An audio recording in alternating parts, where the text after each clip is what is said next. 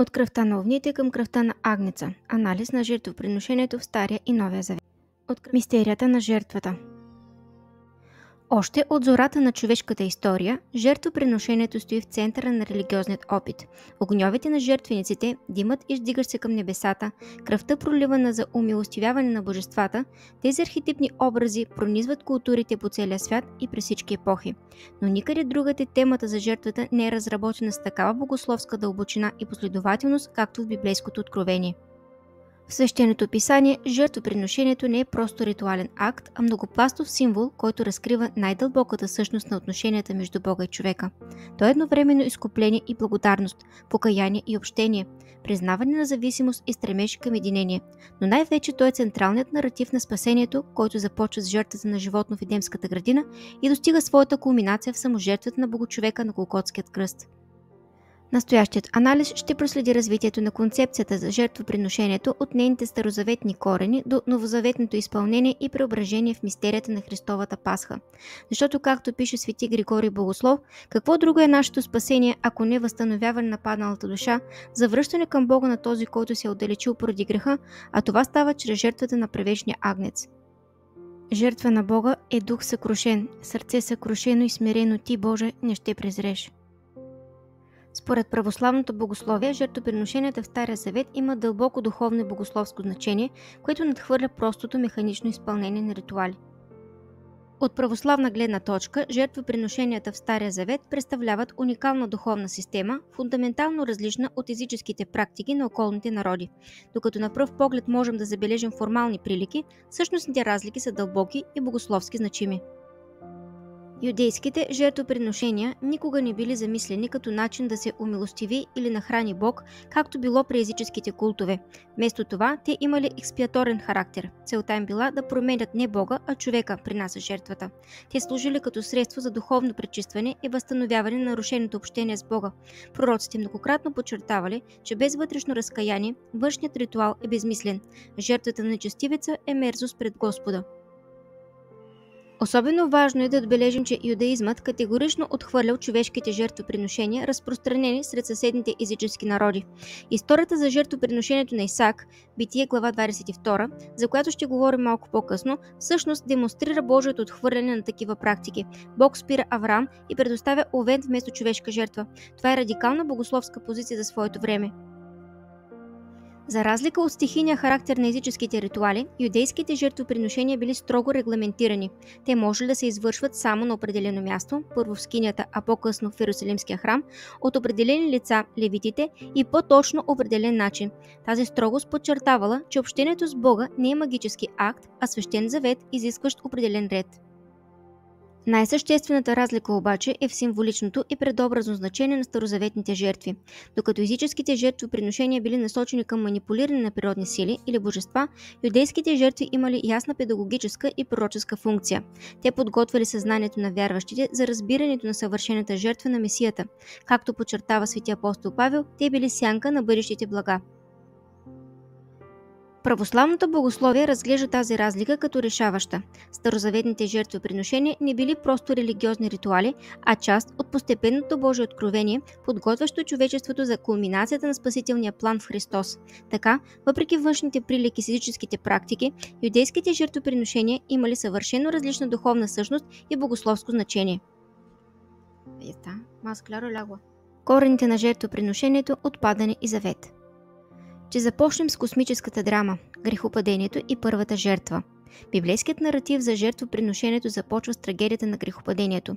Преди падението човекът живееше в непосредствено общение с Бога, без нужда от посредници или кръвни жертви. Но отчуждението, причинено от греха, разкъсва тази връзка и създава необходимост от нов начин на общение – жертвата. Първото загатване за жертвоприношение се появява непосредствено след грехопадението. И направи Господ Бог на Адама и на жена му кожени дрехи и ги облече. Четем Битие глава 3 стих 21. Свети Ефрем Сирин коментира: тези кожени дрехи не са могли да бъдат добити по друг начин, освен чрез смъртта на животни. Това е първата смърт в творението, първата кръв пролята заради човека, първият знак, че прегрешението води до смърт, но и че невинният може да умре вместо виновния. Разказът за Каин и Авел представлява първото експлицитно жертвоприношение в Библията и въвежда важното разграничение между приемливата и неприемливата жертва. И Авел принесе и той от първородните на старото си и от лъстината им. И Господ погледна благосклонно към Авел и към приноса му, а към Каин и към приноса му не погледна. Свети Йоан Златоуст обяснява: не самите дарове, а разположението на принасящите направи единия дар приемлив, а другият отхвърлен. Авел принесе най-доброто, първородното от стадото си, а Каин принесе от плодовете, но не първите и най-добрите. Външният дар разкрива вътрешното състояние. Този епизод въвежда фундаменталният принцип, че истинското жертвоприношение не е механичен акт, а израз на вътрешното разположение на сърцето. Както пишат светците, Бог не гледа на даровете, а на сърцето на даващия, и Каин би бил приет, ако беше принесъл с право сърце. След потопа Ной издига жертвеник и принася всесъжение. И издигна Ной жертвеник на Господа и взе от всеки чист добитък и от всяка чиста птица и извърши всесъжение на жертвеника. Четем Битие, глава 8, стих 20. Тази жертва е първият акт на обновеното човечество и въвежда нов аспект на жертвоприношението – благодарността за спасението. Свети Йоан Златоуст пише: вижте великата благодарност, не пощади нищо, но принесе жертва от всичко, за да покаже, че всичко, което има, принадлежи на Бога. Това е истинската благодарност, да признаем, че всичко, което имаме, е от Бога и да му върнем част от това, което ни е дал. Божият отговор на тази жертва е сключването на завета с Ной и цялото творение, символизиран от дъгата, знак, че Бог никога повече няма да унищожи земята с потоп. Така жертвоприношението става не само средство за изкупление, но и за установяване и подновяване на завета. Историята за жертвоприношението на Исак, Битие глава 22, представлява повратна точка в старозаветното разбиране за жертвата. Бог изпитва Авраам, искайки от него да принесе собствения си син в жертва. Акт, който радикално се различава от предишните жертвоприношения на животни или плодове. Свети Ефрем Сирин коментира: в тази история Бог не само изпитва вярата на Авраам, но и разкрива тайната на своя собствен замисъл. Както Авраам беше готов да пожертва единствения си син, така и Бог щеше да пожертва своя единороден син. Но докато Исак беше спасен от заместващата жертва, овен запледен в храстите, за Христос нямаше да има заместник. Тази история въвежда два ключови богословски принципа – идеята за пределната жертва, готовността да се отдаде най-скъпото и незаменимото, и идеята за заместващата жертва – един умира вместо друг. Както пише свети Кирил Александрийски, в този епизод Бог учи човечеството, че жертвоприношението на деца е отвратително за него, но в същото време подготвя умовете им за тайната на изкуплението чрез заместваща жертва. Системата на жертвоприношенията в Тората – законът като педагог. С установяването на Мойсеевия закон, жертвоприношението се развива в сложна система с ясно определени правила, видове жертви, ритуали и свещенически функции. Централно място в тази система заема скинията, а по-късно храмът, където се извършват жертвоприношенията. Свети Григорий Нисийски обяснява символичното значение на скинията. Тя е образ на цялото творение. Външният двор представлява видимия свят, светилището – интегилибилният свят, а Светая Светих – самото божествено присъствие. Жертвеникът е мястото, където тварното се среща с нетварното, където творението се възнася към Твореца. Скинията и нейните принадлежности са описани с изключителна детайлност в книгата Изход, което показва важността на жертвеното пространство като място на Божието присъствие и човешкото поклонение. Свети Йоан Дамаскин пише: Бог заповяда да му бъде построена скиния, не защото той се нуждае от жилище, а за да ни научи да издигаме в себе си храм на Бога и да му се покланяме не само външно, но и вътрешно в духа. Левит, третата книга на Петокнижието, детайлно описва различните видове жертвоприношения, всяко със своя специфична цел и символика. Всесъжение, Олах, цялото животно се изгаря на жертвеника, символизирайки пълното посвещение на човека на Бога. Хлебен принос, Минха, принос от брашно, масло и тамян, символизиращ благодарност за Божиите благословения. Примирителна жертва, Шеламим, част от животното се изгаря, а останало се яде от принасящите и неговото семейство, символизирайки общение с Бога. Жертва за грях, Хатат, принасена за очистване от неволни грехове. Жертва за вина, Ашам, принасена за осквернение на свещени предмети или нарушаване на клетва. Свети Кирил Иерусалимски обяснява: всяка от тези жертви е сянка на онази единствена и съвършена жертва, която Христос щеше да принесе. Всесъжението предобразява пълното себеотдаване на Христос. хлебният принос, неговата чистота, примирителната жертва, възстановяването на общението между Бога и човека, жертвата за грях, изкуплението на греховете, жертвата за вина, възстановяването на нарушения завет. Централно място в системата на жертвоприношенията взема концепцията за кръвта като средство за очистване от грях. Защото душата на тялото е в кръвта. И аз съм ви я дал за жертвеника, за да очиствате душите си, защото кръвта е, която очиства душата. Четем в Левит, глава 17, стих 11. Свети Йоан Златоуст коментира: защо кръвта? Защото кръвта е принцип на живота, а грехът води до смърт. Затова животът трябва да изкупи смъртта, кръвта трябва да очисти греха. Но кръвта на животните не може наистина да очисти човешката душа. Тя е само сянка на онази кръв, която щеше да се пролее на кръста. Тази връзка между кръвта и очистването от грях е фундаментална за разбирането на жертвоприношението както в Стария, така и в Новия завет. Както пише авторът на посланието към евреите, без проливане на кръв няма прошка.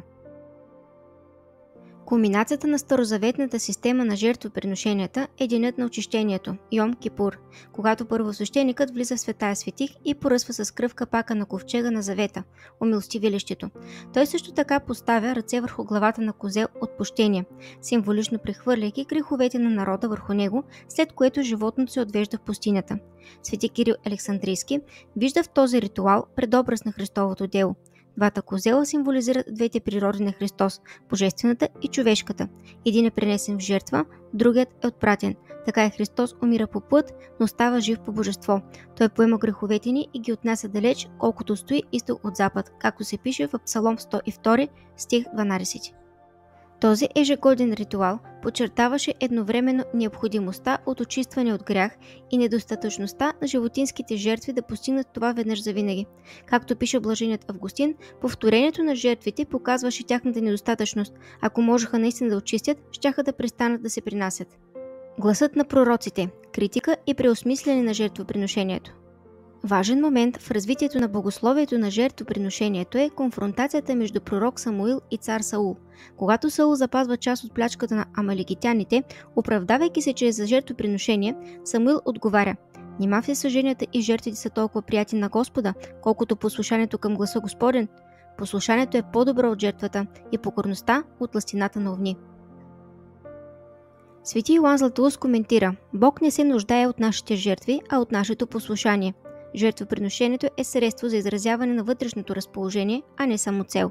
Когато принасяме жертва, без да изпълняваме волята Божия, ние извършваме не богослужение, а подигравка с Бога.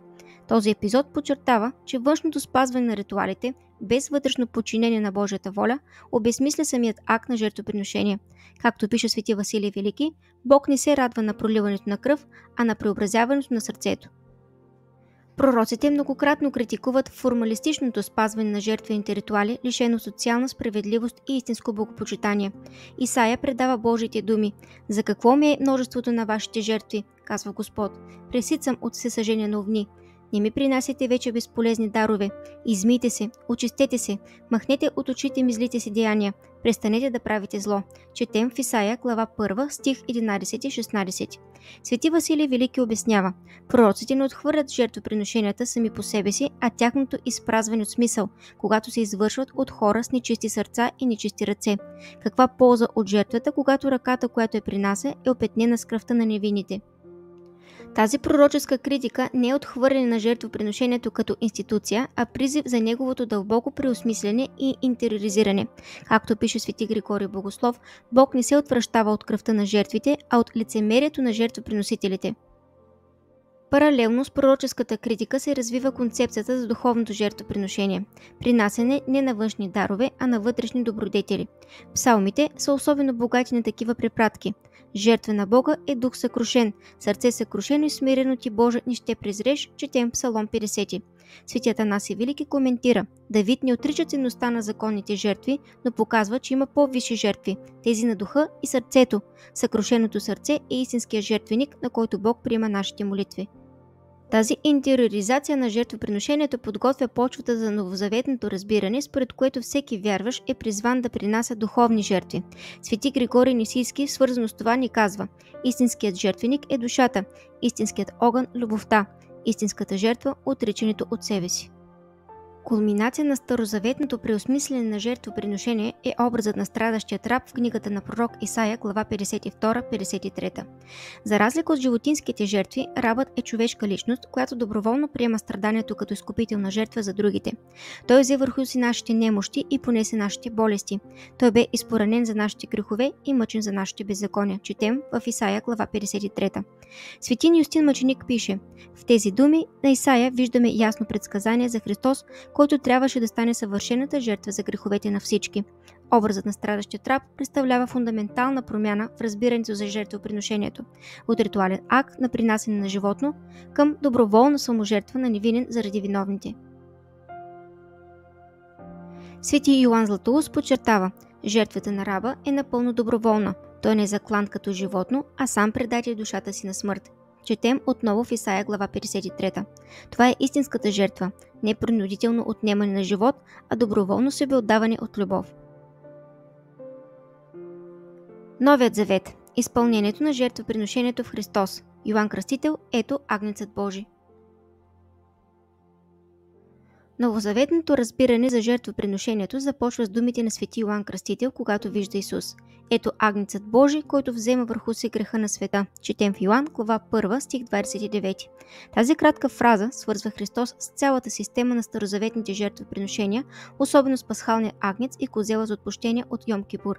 Свети Кирил Александрийски коментира: кръстителят не казва агнета, а агнец в единствено число, показвайки, че всички старозаветни жертви се обединяват и изпълняват в единствената истинска жертва – Христос.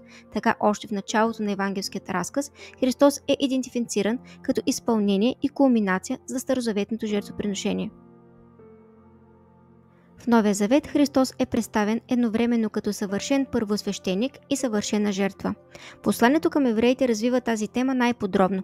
Такъв първосвещеник не трябваше свет, невинен, непорочен, отделен от грешници и по-висок от небесата, който няма нужда всекидневно, както първосвещениците, да принася жертви, защото това той извърши веднъж завинаги, като принесе в жертва себе си. Четем в Евреи, глава 7, стих 26-27. Свети Григорий Богослов обяснява този парадокс. Христос е едновременно приносител и принасен, приемащ и раздаващ, първосвещеник и жертвен агнец. Като първосвещеник той принася жертва на Отца, като агнец той сам става тази жертва. Това е невъобразимата тайна на боговъплощението – Бог, който приема страдание, за да спаси страдащите. Кръстната смърт на Христос представлява едновременно изпълнение и прекратяване на системата на жертвоприношенията. Както пише авторът на посланието към евреите, с тая воля ние сме осветени чрез извършеното веднъж завинаги принасяне тялото на Исуса Христа, а дето има прошка за тях, там вече няма принос за грях. Това четем в Евреи, глава 10, стих 10-18. Свети Йоан Златоуст обяснява: жертвата на Христос е съвършена и достатъчна за всички грехове, на всички хора, през всички времена. Тя не се нуждае от повторение или допълнение. С нея целият старозаветен ритуал на жертвоприношенията е изпълнен и преустановен. Символичен израз на това прекратяване е раздирането на храмовата завеса отгоре до долу в момента на Христовата смърт. Свети Кирил Иерусалимски коментира: завесата, която отделяше Светая Светих, се раздра, показвайки, че достъпът до Бога вече е отворен за всички чрез кръвта на Христос. Няма повече нужда от посредничеството на първосвещеника и от кръвта на животни. Централният момент в православната литургия е анафората, молитвата на възношението, по време на която хлябът и виното се принасят като жертва и се преобразяват в тяло и кръв Христови. Свети Николай Кавасила описва този момент. Свещеникът не само възпоменава жертвата на Христос, но я представя, актуализира и извършва отново. Той не принася друга жертва, а същата тази жертва на Голгота.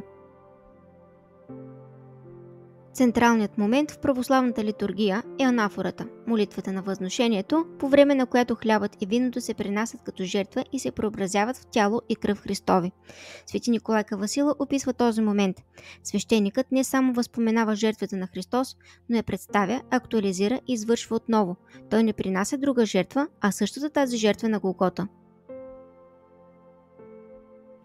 В молитвата на анафората свещеникът произнася: твоето, от твоите на тебе принасяме за всички и за всичко.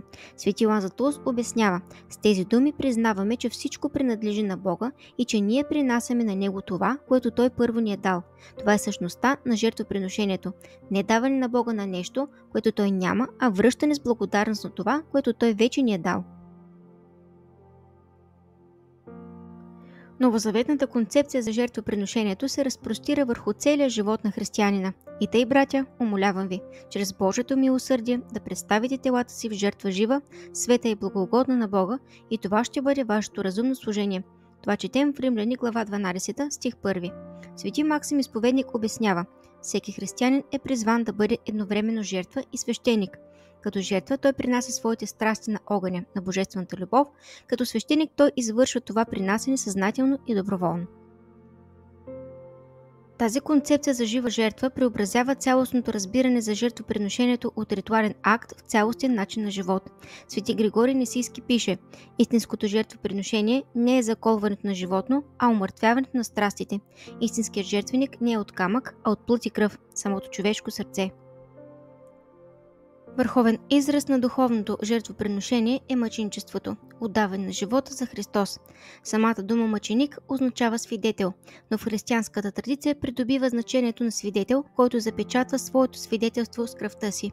Свети Игнатий Богоносец на път към мъченическата смърт в Рим пише: аз съм Божие жито и трябва да бъда смлян от зъбите на зверовете, за да стана чист хляб Христов. В тези думи мъченичеството е представено като жертвоприношение, което уподобява мъченика на вхристиния хляб. Свети Киприян Картагенски развива тази мисъл. Мъченикът принася най-великата жертва, самия себе си, подражавайки на Христос, който пръв принесе себе си за нас. Това е върховният израз на любовта. Никой няма любов по-голяма от тая да положи душата си за своите приятели. Особено важна за православното разбиране на жертвата е концепцията за кенозиса. Самопразването, самопринизяването, самоунижението на Христос, описано от светия апостол Павел. Той, бидейки в образ Божий, се понизи сам, като прие образ на раб, смири себе си, бидейки послушен дори до смърт, и то смърт кръстна. Свети Максим Изповедник вижда в това самопринизяване самата същност на жертвата. Истинската жертва не е просто отдаване на нещо, а отдаване на себе си, самоограничаване от любов към другия. Христос не просто отдаде нещо на Отца, а отдаде целия себе си, изпразвайки се от славата си, за да изпълни човешката природа с божествен живот.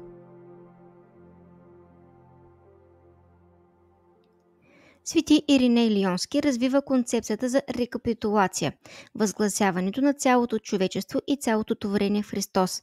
Като нов Адам, Христос преминава през всички етапи на човешкия живот, но вместо да избере греха, избира послушанието и любовта.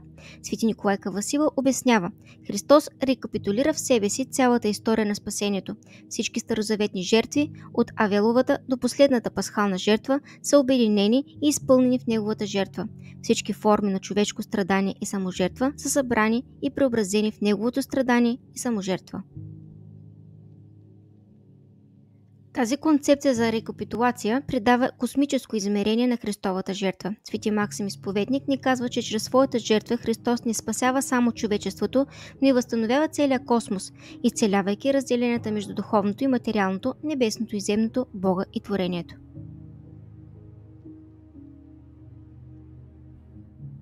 В крайна сметка, жертвоприношението в библейското откровение е преди всичко откровение на Божията любов. Свети апостол Йоан пише: в това се състои любовта, че не ние възлюбихме Бога, а Той ни възлюби и проводи Сина си да бъде умилостивение за нашите грехове. Жертвата на Христос е откровение на тринитарната любов. Отец дава своя единороден Син, Синът отдава себе си от любов към Отца и към човечеството, а Светия Дух осъществява това жертвено общение на любовта. Така кръстът става откровение не само на спасението, но и на самата природа на Бога като любов. Това разбиране радикално трансформира концепцията за жертвоприношението от акт на умилостивяване на гневно божество в откровение и споделяне на саможертвената любов на Троичния Бог. Крайната цел на жертвоприношението в православната перспектива е обожението, теодесът на човека, участието в божествения живот. Свети Атанаси Велики формулира това в знаменитите думи: Бог стана човек, за да може човека да стане Бог. Свети Николай Кавасила обяснява, жертвата на Христос не е просто юридически акт на опрощение, а онтологично преобразяване на човешката природа. Чрез своята жертва Христос не само премахва вината на греха, но изцелява последствията от него, обновявайки и обожавайки човешката природа. Едно от най-дълбоките прозрения на християнското разбиране за жертвоприношението е трансформацията на страданието от безсмислено проклятие в път към спасението. Кръстът, древен инструмент за мъчение и смърт, става символ на победата и живота. Свети Максим Изповедник пише: Христос не премахна страданието от човешкия опит, а го преобрази в средство за общение с Бога. Той превърна кръста от символ на позор в символ на слава, от инструмент на смъртта в източник на живот. Тази трансформация дава нов смисъл на човешкото страдание. Когато човек доброволно приема страданието с любов към Бога и ближния, то престава да бъде проклятие и става съучастие в изкупителното страдание на Христос. Така страданието от последица на греха се превръща в път към освобождение от греха. Книга Откровение представя видение на Агнеца като заклан, който стои пред небесния престол, показвайки, че жертвата на Христос има вечно измерение, което надхвърля историческия момент на Голгота. Свети Йоан Златоуст обяснява: Агнецът, стоящ като заклан, е вечното присъствие на Христовата жертва пред Отца. Това не означава, че Христос продължава да страда във вечността, а че неговото единствено и неповторимо жертвоприношение има вечна значимост и присъствие. Това видение на небесната литургия показва, че земната Евхаристия е отражение и участие в непрестанното богослужение на ангелите и светиите пред Божия престол. Свети Максим Изповедник пише, че всяка литургия на земята е икона на вечната литургия на небето, където Христос, вечният първосвещеник, непрестанно принася своята съвършена жертва пред Отца. Свети апостол Павел пише, че чрез кръвта на Христовия кръст Бог благоволи да примири със себе си всичко, било земно, било небесно, разкривайки космическото измерение на Христовата жертва. Свети Симеон Нови Богослов обяснява, че жертвата на Христос има за цел не само спасението на човека, но и обновлението на цялото творение. Както чрез човека грехът влезе в света и повреди цялото творение, така чрез Богочовека цялото творение се освобождава от робството на тлението. Това космическо измерение на жертвата е изразено и в православното богослужение, където целият космос, светлина, вода, хляб, вино, масло, тамян е включен в литургичното действие, символизирайки всеобхватният характер на изкуплението.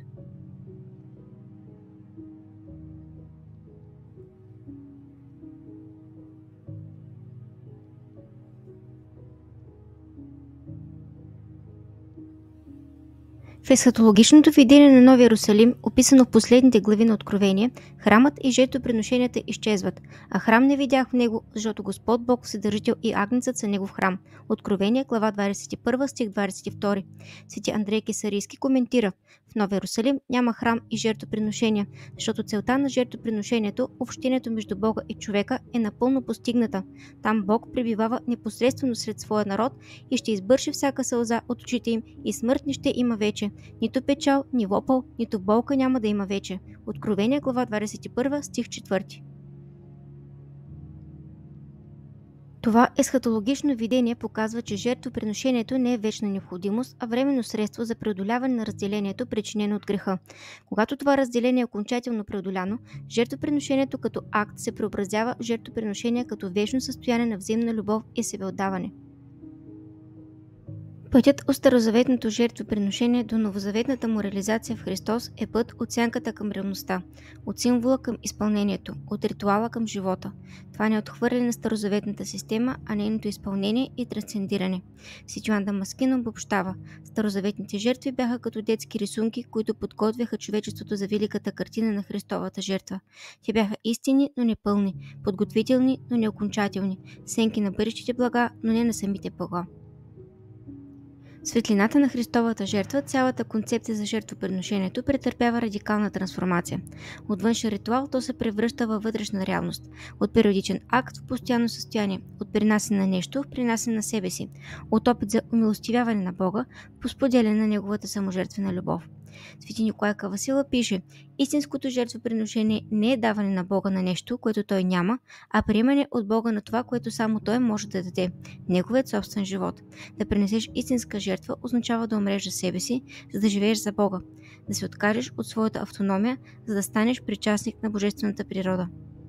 Пътят от кръвта на овните към кръвта на агнеца е пътят от опит за постигане на спасение чрез човешки усилия към приемане на спасението като безценен дар на Божията благодат. Това е пътят от ритуални действия, насочени към Бога, към преобразяващо общение с Бога, от външно спазване на закона към вътрешно преобразяване чрез любовта. Цялата тази трансформация е кратко, но дълбоко обобщена в думите на Христос от кръста. Свърши се. С тези думи той обявява не просто края на своите страдания, но изпълнението на цялата система на жертвоприношенията, започнала от Авел и достигнала своята кулминация на Голгота. Оттам нататък жертвоприношението вече не е отделен ритуал, а начин на живот, който християнинът е призван да възприеме, следвайки Христос по пътя на кръста към възкресението и славата. И живейте в любов, както и Христос ни възлюби и за нас предаде себе си, принос и жертва Богу за приятно благоухание. За още библейски теми последвайте ни. До скоро! За още библейски теми последвайте ни.